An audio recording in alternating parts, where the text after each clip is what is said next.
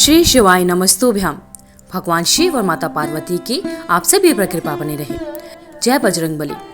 मंगलवार के दिन आने वाले व्रत को मंगल प्रदोष व्रत या भूम प्रदोष व्रत कहा जाता है।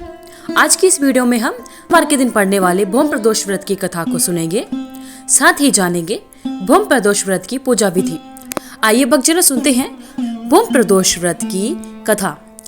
भूम प्रदोष व्रत की पौराणिक कथा के अनुसार एक नगर में एक वृद्धा रहा करती थी। उसका एक ही पुत्र था। बुढ़िया हनुमान जी पर गहरी आशा रखती थी। वह प्रत्येक मंगलवार को नियम पूर्वक व्रत रखकर हनुमान जी की आराधना किया करती थी। एक बार हनुमान जी ने उसकी श्रद्धा की परीक्षा लेने की सोची। हनुमान जी साधु का वेश धारण कर बूढ़ी औरत के घर गए और पुकारने लगे, है कोई हनुमान भक्त जो हमारी इच्छा पूर्ण करे। पुकार सुनकर वह बूढ़ी औरत बाहर आई और बोली, महाराज आज्ञा दीजिए। हनुमान जो कि साधु वेश में आए थे बोले, मैं भूखा हूँ, भोजन करूँगा, तो थोड़ी सी जमीन लीप दे। बूढ़ी औरत दुविधा में पड़ गई। आखिर में हाथ जोड़कर बोली, महाराज लीपने और मिट्टी खोदने के अतिरिक्त आप कोई दूसरा आज्ञा दे दीजिए, मैं अवश्य उसे पूरी करूंगी। किंतु मैं मिट्टी नहीं खोद सकती और न ही आंगन को लीप सकती हूँ। साधु ने 3 बार प्रतिज्ञा कराने के बाद कहा, तू अपने बेटे को बुला, मैं उसकी पीठ पर आग जलाकर भोजन बनाऊंगा। यह सुनकर बूढ़ी औरत घबरा गई, परंतु वह प्रतिज्ञाबद्ध थी, वह कुछ नहीं कर सकती थी। इसलिए उसने अपने पुत्र को बुलाया और साधु के हवाले कर दिया। वेशधारी साधु जो कि हनुमान जी थे, वृद्धा के हाथों से उसके पुत्र को पेट के बल लिटवा दिया और उसकी पीठ पर आग जलवाई। आग जलाकर दुखी मन से वृद्धा अपने घर में चली गई। इधर भोजन बनाकर साधु ने वृद्धा को पुकार कर कहा, तुम अपने पुत्र को पुकारो ताकि वह भी आकर भोग लगा ले। इस पर उस वृद्ध औरत ने कहा, उसका नाम लेकर मुझे और कष्ट ना पहुंचाएं। लेकिन जब साधु महाराज नहीं माने तो वृद्धा ने अपने पुत्र को आवाज लगाई। अपने पुत्र को जीवित देखकर वृद्ध औरत को बहुत आश्चर्य हुआ और वह साधु के चरणों में गिर पड़ी। उसके बाद हनुमान जी अपने वास्तविक रूप में प्रकट होते हैं और वृद्ध औरत को अपने दर्शन देते हैं। साथ ही उस वृद्ध औरत को भक्ति का आशीर्वाद देकर जाते हैं। बोलिए बजरंगबली की जय। श्री शिवाय नमस्तुभ्याम। हे भगवान शिव, हे भगवान बजरंगबली, जिस प्रकार आपने अपने भक्तों पर कृपा बनाई, उसी प्रकार इस व्रत को करने वाले और व्रत कथा को सुनने वाले सभी पर अपनी कृपा बनाए रखना। आइए भक्तजनों, अब जानते हैं प्रदोष व्रत की पूजा विधि क्या है। प्रदोष व्रत करने के लिए मनुष्य को प्रदोष के दिन सूर्य उदय होने से पहले उठना चाहिए।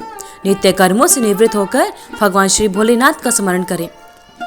इस व्रत में आहार नहीं लिया जाता। पूरे दिन उपवास रखने के बाद सूर्यास्त से 1 घंटा पहले स्नान कर सफेद रंग के वस्त्र धारण किए जाते हैं।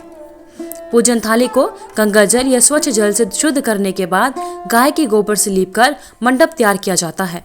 अब इस मंडप में 5 रंगों का उपयोग करते हुए रंगोली बनाई जाती है। प्रदोष व्रत की आराधना करने के लिए कुशा के आसन का प्रयोग किया जाता है। इस प्रकार पूजन की तैयारियां करके उत्तर पूर्व दिशा की ओर मुख करके बैठना चाहिए और भगवान शंकर का पूजन अवश्य करना चाहिए। पूजन में भगवान शिव के मंत्र ओम नमः शिवाय का जाप करते हुए भगवान शिव को जल चढ़ाना चाहिए। साथ ही भूम प्रदोष व्रत के दिन बजरंगबली का भी अवश्य पूजन करना चाहिए। प्रदोष व्रत को रखने से 2 गायों को दान देने के समान पुण्य फल की प्राप्ति होती है। प्रदोष व्रत को लेकर एक पौराणिक तथ्य सामने आता है कि जब एक दिन जब चारों ओर अधर्म की स्थिति होगी, अन्याय और अनाचार का एकाधिकार होगा, मनुष्य में स्वार्थ अधिक बढ़ जाएगा। व्यक्ति सत्कर्म करने के स्थान पर नीच कार्यों को अधिक करेगा। उस समय में जो व्यक्ति त्रयोदशी का व्रत रखकर भगवान शिव की आराधना करेगा, भगवान शिव की कृपा होगी। इस व्रत को रखने वाला व्यक्ति जन्म जन्मांतरों के फेरों से निकलकर मोक्ष के मार्ग पर आगे बढ़ता है। यह प्रदोष व्रत का उद्यापन किस प्रकार और कब करना चाहिए। इस व्रत को 11 या फिर 26 त्रयोदशी तक रखने के बाद व्रत का उद्यापन करना चाहिए। व्रत का उद्यापन त्रयोदशी तिथि पर ही करना चाहिए। उद्यापन से एक दिन पूर्व श्री गणेश का पूजन किया जाता है और पूर्व रात्रि में कीर्तन करते हुए जागरण किया जाता है। प्रातः जल्दी उठकर मंडप बनाकर मंडप को वस्त्रों और रंगोली से सजाकर तैयार किया जाता है। ओम उमा सहित शिवाय नमः मंत्र का एक माला यानी 108 बार जाप करते हुए हवन किया जाता है। हवन में आहुति के लिए खीर का प्रयोग किया जाता है। हवन समाप्त होने के बाद भगवान भोलेनाथ की आरती की जाती है और शांति पाठ किया जाता है। अंत में 2 ब्राह्मणों को भोजन कराया जाता है और अपने सामर्थ्य के अनुसार दान दक्षिणा देकर आशीर्वाद प्राप्त किया जाता है। हर माह की त्रयोदशी तिथि को प्रदोष काल माना जाता है। माह की त्रयोदशी तिथि का प्रदोष काल में होना प्रदोष व्रत होने का सही कारण है। प्रदोष काल सूर्यास्त से 45 मिनट पहले प्रारंभ होकर सूर्यास्त के बाद 45 मिनट के बाद तक रहता है। प्रदोष का दिन जब साप्ताहिक दिवस सोमवार का हो तो उसे सोम प्रदोष व्रत कहते हैं। मंगलवार को होने वाले प्रदोष को भौम प्रदोष तथा शनिवार के दिन प्रदोष को शनि प्रदोष कहते हैं। वैसे तो त्रयोदशी तिथि ही भगवान शिव की पूजा के लिए सर्वश्रेष्ठ है, परंतु प्रदोष के समय शिव जी की पूजा करना और भी लाभदायक है। भगवान शिव की प्रदोष काल में पूजा किए बिना भोजन ग्रहण नहीं करना चाहिए। व्रत के समय में अन्न, नमक, मिर्च आदि का सेवन नहीं करना चाहिए।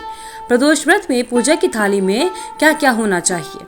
प्रदोष व्रत में पूजा की थाली में अबीर, गुलाल, चंदन, काले तिल, फूल, धतूरा, बेलपत्र, शमी पत्र, जनेऊ, कलावा, दीपक, कपूर, अगरबत्ती और फल के साथ भगवान शिव की पूजा करनी चाहिए। धन्यवाद। अगर आपको इस वीडियो में दी हुई जानकारी अच्छी लगी तो वीडियो को लाइक करें, शेयर करें, चैनल को सब्सक्राइब करके बेल आइकन को जरूर प्रेस करें ताकि आगे आने वाली सभी वीडियोस की नोटिफिकेशन आप तक समय से पहुंचते रहे।